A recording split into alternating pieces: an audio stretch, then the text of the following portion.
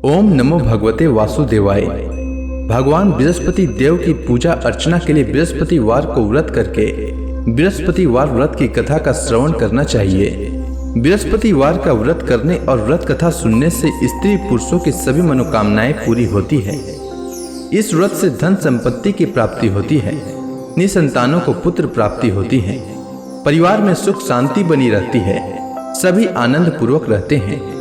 बृहस्पतिवार को सूर्योदय से पहले उठकर स्नान आदि से निवृत्त होकर भगवान बृहस्पति देव का स्मरण करते हुए व्रत का आरंभ करना चाहिए। उपासक को घर के किसी कक्ष में छोटा अथवा बड़ा पूजा स्थल बनाकर उसमें भगवान बृहस्पति देव की प्रतिमा की स्थापना करनी चाहिए। घर के समीप किसी मंदिर में जाकर भी भगवान बृहस्पति देव की पूजा की जा सकती है। भगवान बृहस्पति देव पीले रंग के पुष्प और पूजा की पीले रंग की सामग्री को विशेष रूप से पसंद करते हैं, इसलिए स्नान के बाद पीले रंग के वस्त्र धारण करने का विशेष महत्व बताया गया है। पीले रंग के पुष्प, केले और पीले चंदन से भगवान बृहस्पति देव की पूजा का विधान है। बृहस्पतिवार के व्रत में उपासक को पूरे दिन में एक समय ही भोजन करना चाहिए। भोजन में चने की दाल, बेसन और दूसरे पीले रंग के खाद्य पदार्थों का ही सेवन करना चाहिए। व्रत करने वाले पुरुष बृहस्पतिवार को दाढ़ी व सिर के बाल न कटाएं। पूजा के समय भगवान बृहस्पति देव से जो मनोकामना प्रकट की जाती है वे उस मनोकामना को पूरा करते हैं। इस व्रत में व्रत कथा का श्रवण करने का विशेष महत्व है। अगर आप अपनी श्रद्धा भाव से कथा श्रवण के उपरांत ब्राह्मण दक्षिणा देना चाहते हैं तो स्क्रीन पर दिए गए नंबर पर भेज सकते हैं। अब आइए सुनते हैं बृहस्पतिवार व्रत कथा। प्राचीन समय की बात है। भारत में एक राजा राज्य करता था। वह बड़ा प्रतापी तथा दानी था। वह नित्य प्रति मंदिर में भगवत दर्शन करने जाता था। वह ब्राह्मण और गुरु की सेवा किया करता था। उसके द्वार से कोई भी याचक निराश होकर नहीं लौटता था। वह प्रत्येक गुरुवार को व्रत रखता एवं पूजन करता था। हर दिन गरीबों की सहायता करता था, परंतु यह सब बातें उसकी रानी को अच्छी नहीं लगती थी। वह न तो व्रत करती और न किसी को एक भी पैसा दान में देती थी। वह राजा से भी ऐसा करने को मना किया करती थी। एक समय की बात है, राजा शिकार खेलने वन को चले गए। घर पर रानी और दासी थी। उस समय गुरु बृहस्पति साधु का रूप धारण कर राजा के दरवाजे पर भिक्षा मांगने आए। साधु ने रानी से भिक्षा मांगी तो वह कहने लगी, हे साधु महाराज, मैं इस दान और पुण्य से तंग आ चुकी हूँ। इस कार्य के लिए तो मेरे पति देव ही बहुत हैं। अब आप ऐसी कृपा करें कि सारा धन नष्ट हो जाए तथा मैं आराम से रह सकूं। साधु रूपी बृहस्पति देव ने कहा, हे देवी, तुम बड़ी विचित्र हो। संतान और धन से कोई दुखी नहीं होता है, इसको सभी चाहते हैं। पापी भी पुत्र और धन की इच्छा करता है।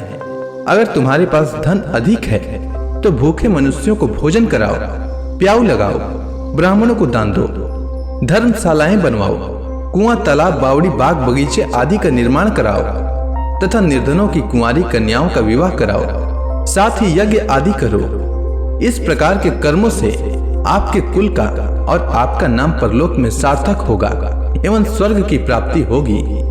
परंतु रानी साधु की इन बातों से खुश नहीं हुई। उसने कहा, हे साधु महाराज, मुझे ऐसे धन की आवश्यकता नहीं जिसको मैं अन्य लोगों को दान दूं तथा जिसको रखने और संभालने में ही मेरा सारा समय नष्ट हो जाए। साधु ने कहा, हे देवी, यदि तुम्हारी ऐसी इच्छा है तो जैसा मैं तुम्हें बताता हूँ तुम वैसा ही करना। बृहस्पतिवार के दिन घर को गोबर से लिपना, अपने केसों को पीली मिट्टी से धोना, केसों को धोते समय स्नान करना, राजा से कहना वह हजामत करवाए, भोजन में मांस मदिरा खाना, कपड़ा धोबी के यहाँ धुलने देना। इस प्रकार 7 बृहस्पतिवार करने से तुम्हारा धन नष्ट हो जाएगा। यह कहकर साधु महाराज रूपी बृहस्पति देव अंतर ध्यान हो गए। रानी ने साधु के कहने के अनुसार 7 बृहस्पतिवार तक वैसा ही करने का विचार किया। साधु के बताए अनुसार कार्य करते हुए केवल 3 बृहस्पतिवार ही बीते थे कि उसकी समस्त धन संपत्ति नष्ट हो गई। भोजन के लिए दोनों समय परिवार तरसने लगा तथा सांसारिक भोगों से दुखी रहने लगा।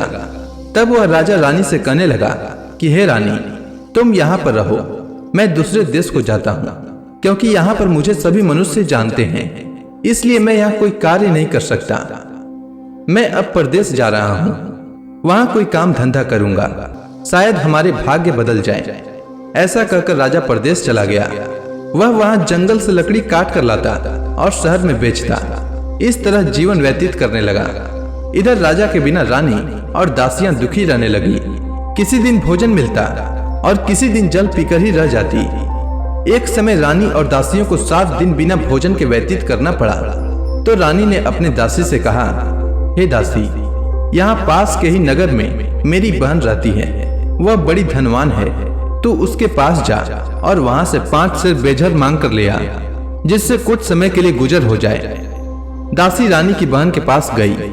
रानी की बहन उस समय पूजा कर रही थी। बृहस्पतिवार का दिन था।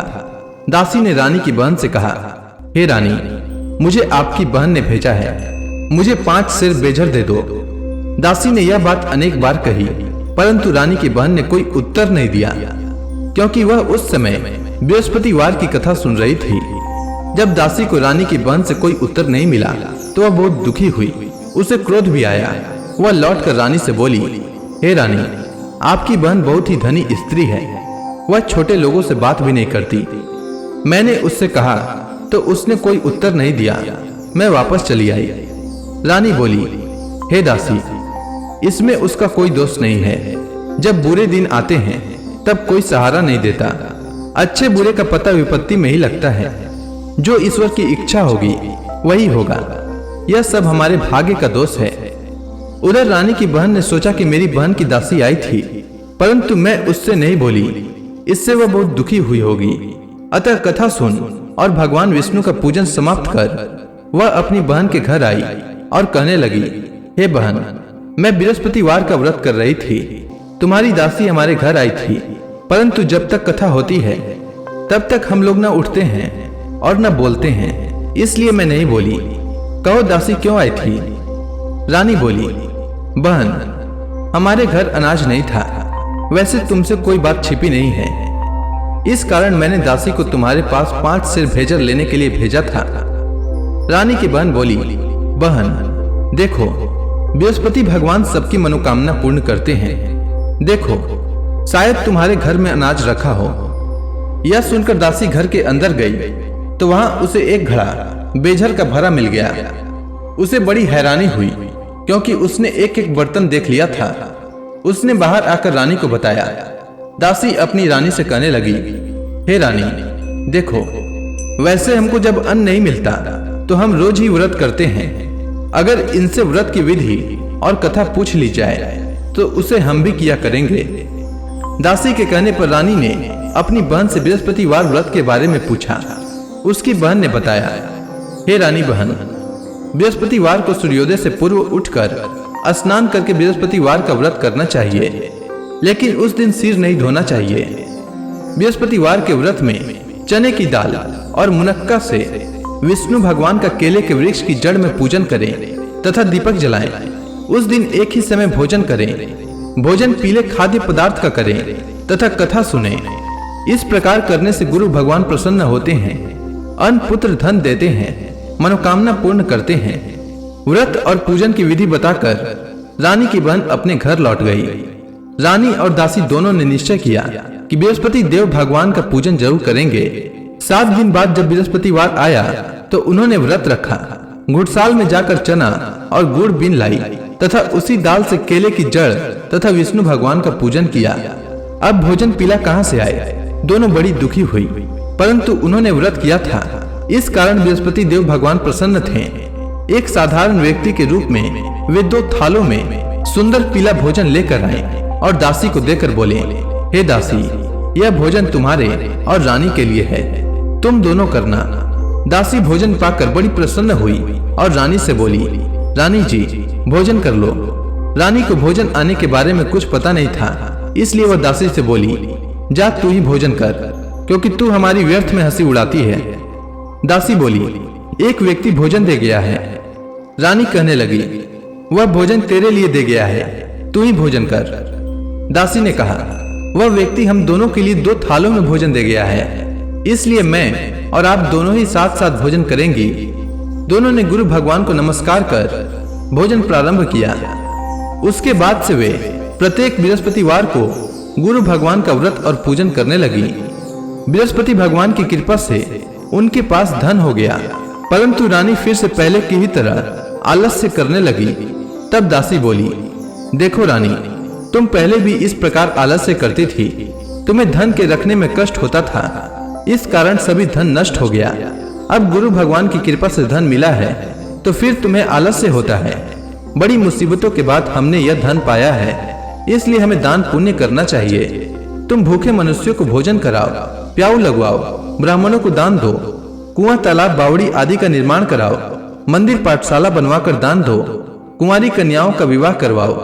धन को शुभ कार्यों में खर्च करो, जिससे तुम्हारे कुल का यश बढ़े तथा स्वर्ग प्राप्त हो और पितृ प्रसन्न हो। दासी की बात मानकर रानी ने इसी प्रकार के कर्म करने प्रारंभ किए, जिससे उनका काफी यश फैलने लगा। एक दिन रानी और दासी आपस में विचार करने लगी कि न जाने राजा किस दशा में होंगे, उनकी कोई खोज खबर नहीं है। गुरु भगवान से उन्होंने प्रार्थना की और भगवान ने रात्रि में राजा को स्वप्न में कहा, हे राजा, उठ, तेरी रानी तुझको याद करती है, अब अपने देश को लौट जा। राजा प्रातः काल उठकर जंगल से लकड़ियां काट कर लाने के लिए जंगल की ओर चल पड़ा। जंगल से गुजरते ही वह सोचने लगा, रानी की गलती से उसे कितने दुख भोगने पड़े। राजपाट छोड़कर उसे जंगल में आकर रहना पड़ा। जंगल से लकड़ियां काटकर उन्हें बेचकर गुजारा करना पड़ा। उसी समय उस जंगल में बृहस्पति देव एक साधु का रूप धारण कर आए और राजा के पास आकर बोले, हे लकड़हारे, तुम इस सुनसान जंगल में किस चिंता में बैठे हो, मुझे बतलाओ। यह सुनकर राजा के नेत्रों में जल भर आया और साधु की वंदना कर बोले, हे प्रभु, आप सब कुछ जानने वाले हैं। इतना कहकर राजा ने साधु को अपनी संपूर्ण कहानी सुना दी। महात्मा दयालु होते हैं।